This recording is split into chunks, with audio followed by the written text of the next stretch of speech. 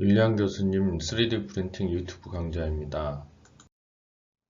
한국적층제조사용자협회는 금속으로 아래와 같은 여러가지 임플란트를 제작하고 있습니다. 이 부품이나 의료용 임플란트, 메탈로 제작을 필요로 하시는 분은 연락을 주시기 바랍니다.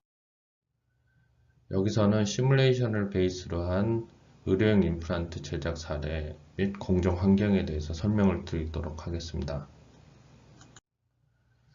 협회는 그 3D 프린팅에 관한 시뮬레이션 소프트웨어를 보유하고 있습니다. 넷팹하고 그 NCS 어디티브, 시뉴팩터 어디티브 세 가지를 보유하고 있고요. 이거에 대한 교육이나 그 사용에 관한 지원을 해드릴 수가 있습니다.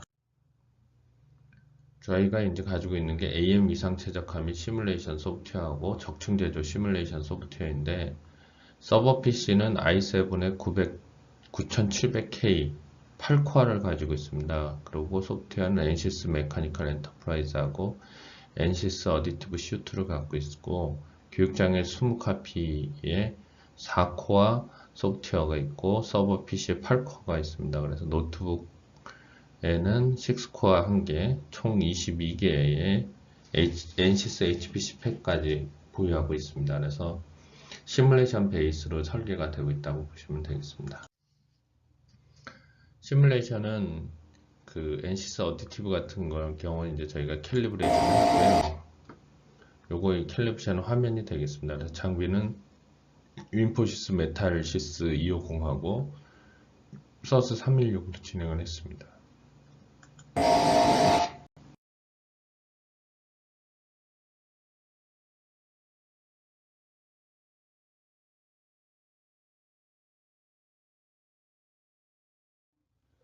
서포트 생성하는 걸 이제 넷팹을 가지고 요건 이제 클랭크 암을 가지고 한 예가 되겠습니다.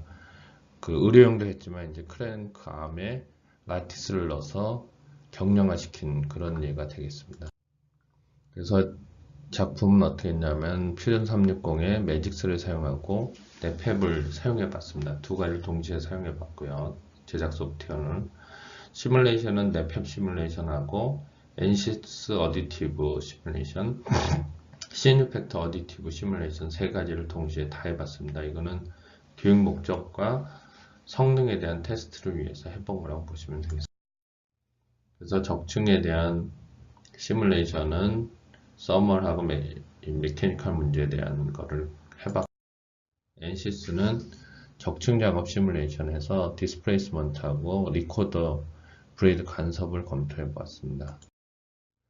그리고 시뉴팩터 어디티브는 적층 작업 시뮬레이션 했고요. 디스플레이스먼트하고 리코더 간섭을 검토했습니다. 그래서 사실 소프트웨어 거의 비슷한데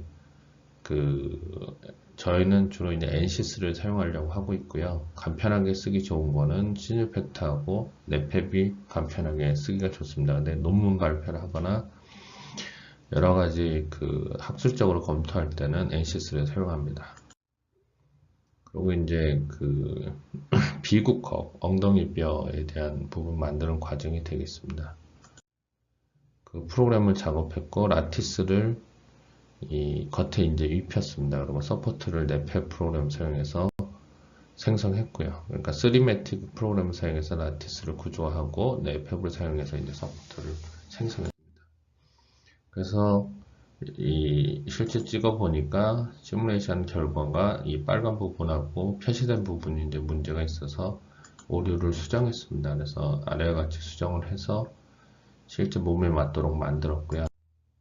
그래서 넷팹 시뮬레이션에서 연결 부위 수정 전하고 수정 후에 상황을 이제 체크해.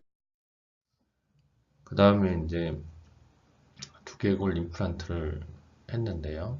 3D CTA 이미지를 확보해 가지고 3D 형상을 재건했습니다. 그래서 결손 부위를 추출하고 가이드 커브 디자인해서 가이드 커브 생성을 하고 임플란트 표면 디자인을 했습니다. 그래서 임플란트를 생성했고요.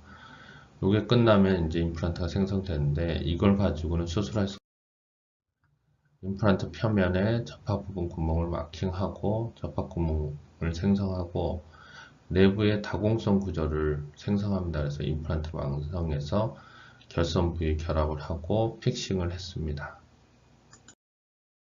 그래서 연구 방법은 각도 변화에 대한 서포트 시뮬레이션 결과인데, 이건 뭐냐면은 이 각도가 높아질수록 그 적층하는 높이가 높아져서 이 가격의 생산 단가가 이제 문제가 되면서 60도, 70도, 80도 변이를 체크해서 이 빨간 부분이 이제 문제가 되는 부분인데, 그 각도에 따른 응력 변이를 측정했습니다. 그래서 이걸 했을 때 저희가 봤을 때 이제 60도가 가장 무난하다라는 결론을 내렸고, 이걸 시뮬레이션을 통해서 진행을 했습니다.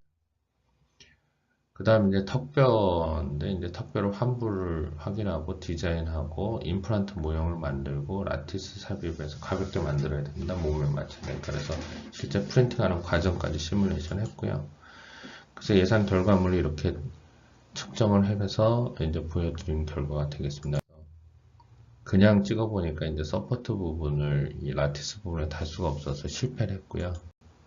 실패한 게 이런 식으로 라티스 부분에서 이제 실패가 일어났습니다. 그래서 이 부분을 재설계하고 이렇게 이제 틀을 댔습니다. 그래서 이 틀을 댄 걸 찍어보고 이 예상을 이제 디자인하고 라티스를 달아보고, 아니 서포트를 달아보고 서포트 다는 거를 실제 열 변형을 해봅니다. 그래서 타이타늄으로 이제 실제 심어보고 결과를 찍어보니까 이렇게 결과가 나오더라 해서 잘 나오게 됐습니다. 그래서 시뮬레이션을 하는 가장 큰 이유는 실패를 하지 않게 하기 위한 거고, 실패를 하게 되면 이 재료의 낭비가 됩니다. 그럼 이런 경우에 이제 뭐 비용이 작은 건 한 40만원, 뭐 큰 거는 더 비싼 케이스가 있으니까 이런 걸 방지하기 위해서 시뮬레이션 한다고 보시면 되고, 시뮬레이션 해야지만 결국은 생산성이나 단가를 맞출 수가 있습니다. 실패를 한 번에 성공할 거를 서너 번 실패하면 이제 손해가 되는 거죠. 그래서 이런 시뮬레이션을 베이스로 해서 설계가 되고 생산을 하는 그런 환경 구축하는 게 제일 중요하다고 볼 수가 있습니다. 이상은 KM 유지에서 실제 작업했던 거가 되고요. 요거에 대한 자세한 상황이나 교육이나 시뮬레이션에 관한 소프트웨어 사용이나 이런 여러 가지 문의가 있으시면 연락 주시면 되겠습니다. 감사합니다.